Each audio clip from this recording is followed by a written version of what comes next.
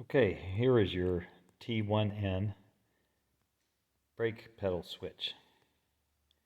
To adjust, just push your pedal in, grab this, pull it out. That'll readjust it. Then when your pedal comes up,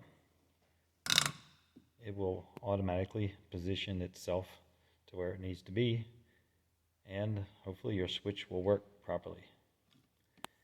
If that doesn't help, reach up behind there, give it a twist clockwise from your viewing. A quarter of a turn, comes out. Buy a new one, put it in, twist it back in place, plug it in.